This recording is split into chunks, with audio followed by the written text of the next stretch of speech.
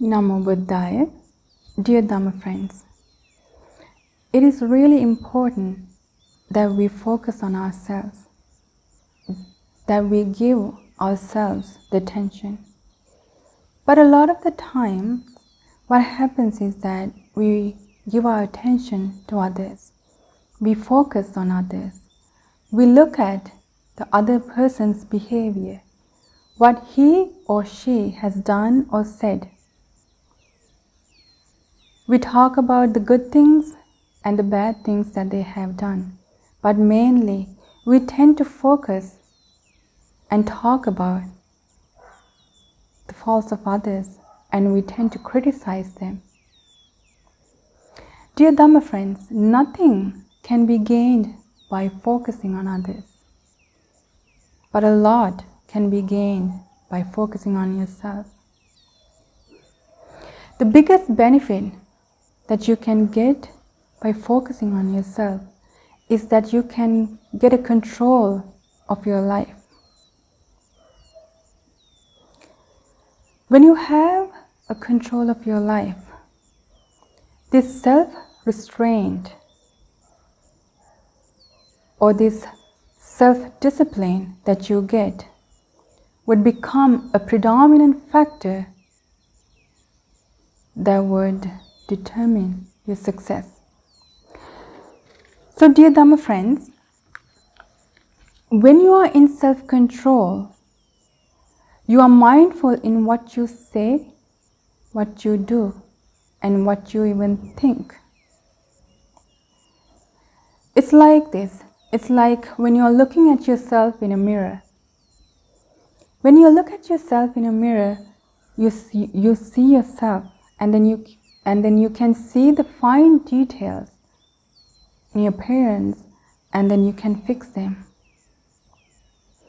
In the same way, when you give yourself the attention, when you look at your own behavior, you can correct your verbal behavior, your bodily behavior, and even your mental behavior.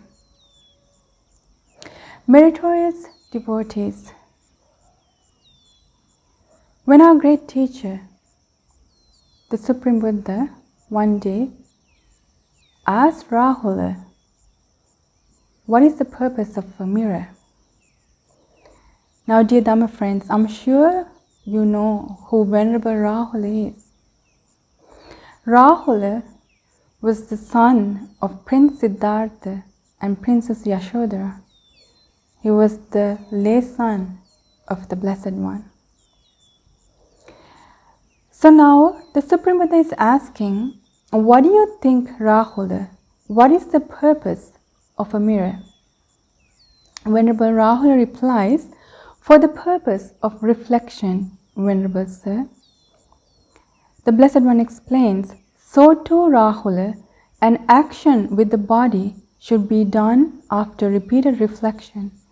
An action by speech should be done after repeated reflection. An action by mind should be done after repeated reflection. So the Buddha explains that whenever you do an action through mind, speech, and body, you should do so by repeatedly reflecting on them. The Blessed One shows very clearly how we can do that. He explains that before you do an action through body, or before you say something, or before you think something, you should reflect. Is it wholesome or is it unwholesome? Is it going to bring me suffering or the other person suffering? When I do this action, is it going to bring me or the other person painful results? And when you reflect in such a way, the Buddha explains, and then you find out that it is unwholesome, it's going to bring a lot of people pain and misery, then the Buddha explains you should not do such an action. But when you reflect before you do an action, then you realize it is wholesome and it's going to bring a lot of happiness to a lot of people, the Buddha explains you should do that. Then he explains while you're doing an action. When you are doing a bodily action, when you are speaking or when you are thinking, to reflect, to see, and then find out whatever you're doing right now, is it wholesome or unwholesome? Is it going to bring me affliction? Is it going to bring the other person affliction? When you realize that it's going to bring a lot of misery and bad results for a lot of people, the Blessed One explains you should not do it.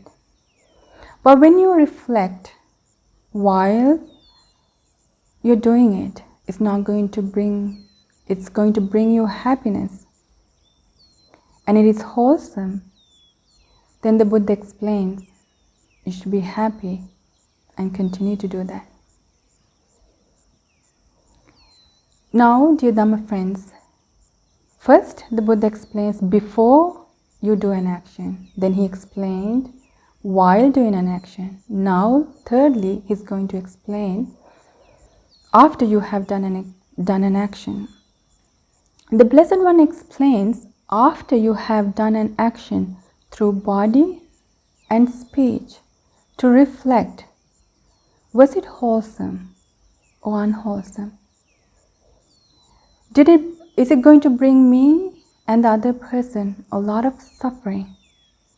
Then when you realize what you have done is wrong, it's going to bring you a lot of bad results. It's going to affect the other person. The Buddha says, do not hide your mistake. Instead he says, reveal it, open it up. Tell your teacher or to a wise companion in the holy life. When you do that, when you open up your mistake, the Blessed One explains, you undertake restraint for the future so that you're not going to do it again. Dear Dhamma friends, this one is talking about mainly for the monastic life, but as a lay person, you should be reflecting on your behavior as well.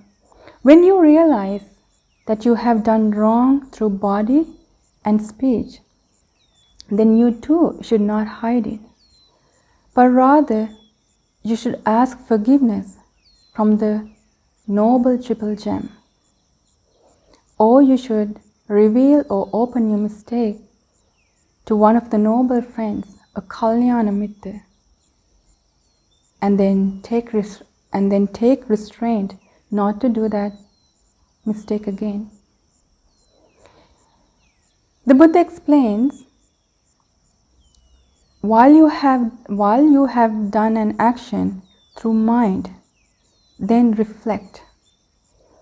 Whatever you have thought about, when you reflect and then you realize that it's wrong, that you should not be thinking in such thoughts. At that moment, the Blessed One does not say to reveal it, to open it up to your teacher or fellow mates, or to a wise companion in the holy life. Instead, he says,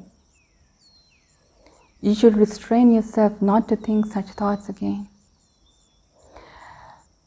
The reason is, dear Dhamma friends, when you practice virtue, it helps us to control our bodily actions and our verbal actions mainly. But in order to control our mental actions, we have to be mindful. We have to use our wisdom. We have to practice the wise consideration. That is why the Blessed One explains, in order to get rid of all the defilements, you have to use wise consideration.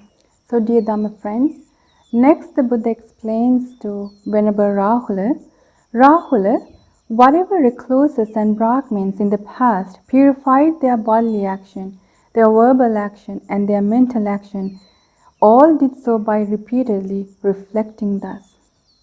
So in the past, a recluse or Brahmin, if they purified their bodily action, verbal action, and mental action, did so by repeatedly reflecting it.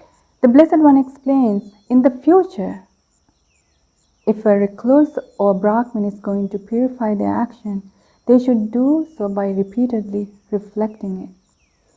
And in the present, if one is purifying their actions, they should do it so by repeatedly reflecting on them. Dear Dhamma friends, in order to repeatedly reflect on what you say, what you do, and what you think, you need a lot of mindfulness for that. Meritorious devotees. It is very hard to do, but it's not impossible. This task becomes very easy when you give yourself 100% attention. This task is going to become very difficult when you give the others your attention. But instead, when you focus on yourself, you can gain a control in your life.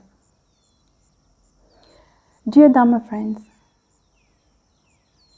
as people that loves the teachings of the Buddha, you can be honest yourself. You can be honest and see yourself and reflect on your behavior. You can think and reflect, am I a person that kills living beings? Did I kill a mosquito or an ant? Reflect on your bodily actions. Did I steal anything? Did I misbehave in sexual misconduct? Did I cheat on my spouse? Think and reflect. And then reflect on your words, your speech. Did I lie? Am I a person who is lying to my parents? Am I using harsh words? Did I yell at my husband or my wife or my parents or my elders? Did I use divisive speech? Did I break the harmony of others? Am I a person who enjoys creating disharmony? Look at yourself. And then reflect, am I just wasting my time talking about pointless things? And be honest and look at your mind and then see the thoughts that you are thinking. Am I thinking thoughts that are beneficial to me or harmful to me? Am I thinking lustful thinking? Am I thinking lustful thoughts? Thoughts of anger. When you are honest yourself, you can really reflect on your bodily actions, verbal actions, and mental actions. Dear Dhamma friends, when you reflect on your actions, as the Blessed One explained, you can purify them. Why do you need to purify your action? Because the reason that we are traveling in this long journey of cycle of birth and death is because of the impurities of our actions. When we look at ourselves and then try to restrain ourselves, reflect on our actions, then we can develop a lot of wholesome deeds, which is going to bring a lot of happiness. As noble disciples of the Buddha, we can gain a self-control, a control in our lives. We can be happy in this life, and then we can be happy in the life after. And when we restrain ourselves and cultivate the wholesomeness, we can end this long journey of cycle of birth and death. Namo Buddhaya.